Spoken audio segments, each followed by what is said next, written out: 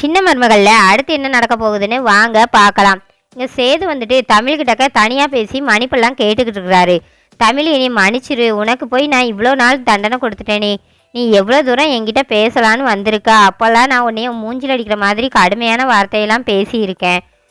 உன்னை கஷ்டப்படுத்துகிற மாதிரி எல்லாம் நடந்திருக்கேன், என்னை மன்னிச்சிரு தமிழ், இந்த கையால் என்ன 2 அடி கூட அடிச்சிரு தமிழ் அப்படின்னு சொல்லிட்டு சேது சொல்லவும், மாமா என்ன பண்ணிக்கிட்டு இருக்கிறீங்க, முதல்ல கையை விடுங்க மாமா அப்படின்னு சொல்லிட்டு தமிழ் சொல்லவும்,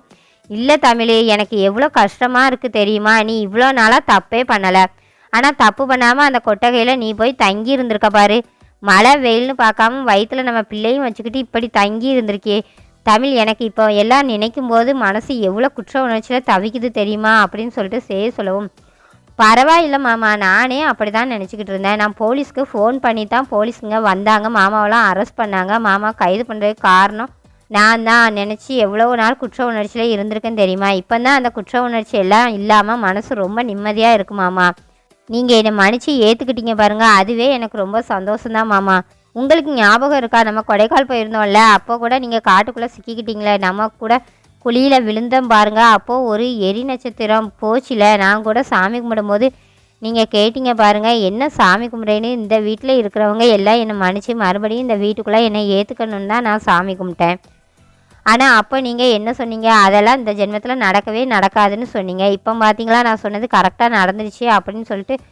தமிழ் சொன்னது, ஆமாம் தமிழ், நீ கும்புற தெய்வம் உனக்கு எப்போவுமே துணையாக தான் இருக்குது, நீ தப்பு பண்ணலைங்கிறது உனக்கே தெரியல பாரு தமிழ் அப்படின்னு சொல்லிட்டு சேது சொல்லும்போது, சரி மாமா விடுங்க, எதுக்கு பழசையே பேசிக்கிட்டு இருக்கிறீங்க அப்படின்னு சொல்லி தமிழ்கிட்ட சொல்லும்போது, ஏய் என்ன உன் வயிறு இன்னும் பெருசாகவே ஆகலை அப்படின்னு சொல்லிட்டு சேது கேட்குறாரு. அப்போ தான் பார்த்தா தமிழ், ஐயையோ ஒரு பிரச்சனையிலேருந்து தப்பிச்சு இப்போ தான் இவர் என்கிட்ட பேசவே செய்கிறாரு, இந்த விஷயம் மட்டும் தெரிஞ்சிச்சுன்னா அடியோட என்னை வெறுத்துருவாரே அப்படின்னு சொல்லிட்டு தமிழும்னு முழுங்கவும், அது வந்து மாமா இல்லை மாமா இன்னும் கொஞ்ச நாள் ஆகணும் அப்படின்னு சொல்லிட்டு இங்கே பார்த்தா தமிழ் சொல்ல, இல்லை தமிழ் 5 மாதத்துக்கு மேலே தாண்டிடுச்சுன்னா 5 மாதம் ஆனாலும் வயிறு வளரணும், நீ தானே சொன்ன, ஆனால் எதுவுமே ஆகாமல் அப்படியே இருக்கா அப்படின்னு சொல்லிட்டு சேது சொல்லிக்கிட்டே இருக்கிறாரு. இல்லை வயிற்றில் வளர குழந்தைக்கு எதுவும் பிரச்சனையா, எங்கள் வீட்டில் இருக்கிற பிரச்சனையில் உனக்கு அடுத்து ஹாஸ்பிட்டலுக்கு போய் ஸ்கேன் பண்ணுறது பார்க்கவே இல்லையா, அடுத்து நீ ஹாஸ்பிட்டலுக்கு போகவே இல்லையா, ஒரு தடவை தானே போயிட்டு வந்த, அடுத்து ஹாஸ்பிட்டலுக்கு போகணும்ல, வா நான் அப்பத்தா கிட்ட போய் கேட்போம் அப்படின்னு சொல்லிட்டு இங்கே சேது பார்த்தா தமிழ் கையை பிடிச்சி இழுத்துட்டு வராரு. அப்பத்தா டே எண்டா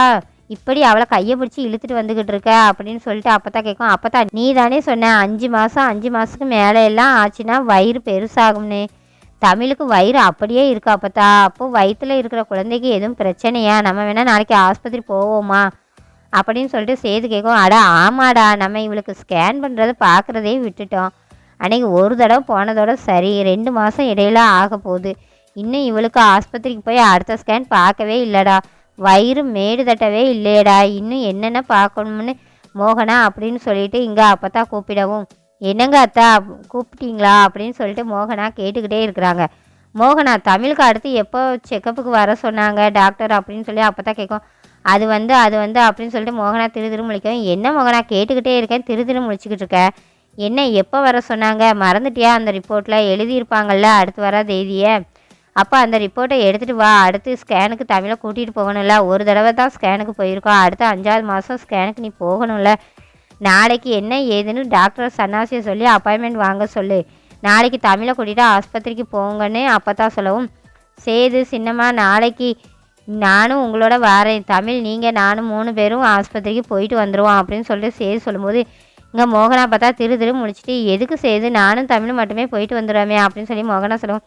என்ன சின்னம்மா போன தடவை தான் இவன் மேலே இருந்த கோபத்தில் வயிற்றில் இருக்கிற குழந்தைய பற்றி எதுவுமே கேட்டுக்கிறாமல் விட்டுட்டேன், இப்போ தான் தமிழ் எந்த தப்பு பண்ணலன்னு தெரிஞ்சு போச்சுல, நானும் டாக்டர்கிட்ட வந்து குழந்தை எப்படி ஆரோக்கியமாக இருக்கா என்ன ஏதுன்னு டாக்டர் வாயாலே எனக்கும் கேட்கணும்னு ஆசை சின்னம்மா, எங்கள் அம்மாவே திரும்ப இந்த வீட்டுக்கு வரப்போகிறாங்க, அவங்கள பற்றி கேட்கணும்னு எனக்கும் ஆசையாக இருக்காதா, நாளைக்கு நானும் வருவேன் சின்னம்மா, நம்ம 3 பேருமே ஆஸ்பத்திரிக்கு போயிட்டு வந்துடுவோம் அப்படின்னு சொல்லிட்டு சொல்லும்போது இங்கே மோகனாக்கும் தமிழுக்கும் இது என்னடா அடுத்த பிரச்சனைன்னு பகிர்னு ஆயிடுது.